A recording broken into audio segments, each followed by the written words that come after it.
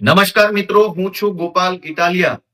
આવતીકાલે એટલે કે તારીખ 8 જૂન 2026 સોમવારે સુરેન્દ્રનગર જિલ્લાના કોંઢ ગામે ખેડૂતો ઉપર જે અત્યાચાર, જુલમ અને તાનાશાહી થઈ રહી છે એમને સાથ આપવા, સપોર્ટ આપવા અને તાનાશાહી જુલમ સામે અવાજ ઉઠાવવા માટે આવતીકાલે સોમવારે બપોરે 4:30 થી 5 વચ્ચે હું કોંઢ ગામે જવાનો છું.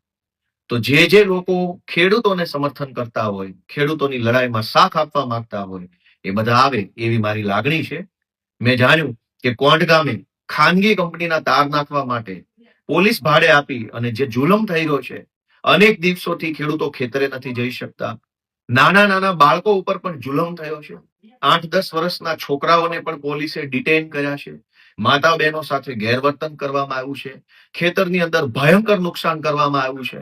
આ બધી જ પરિસ્થિતિનો રૂબરૂ તાગ મેળવવા, લોકો સાથે શું શું ઘટનાઓ બની છે એની માહિતી મેળવી અને આખા ગુજરાત સુધી એ વાત પહોંચાડવા આવતીકાલે સોમવારે 8 તારીખે કોંઢ ગામે સાંજના 4:30 આસપાસ આપણે મળીએ. જય કિસાન.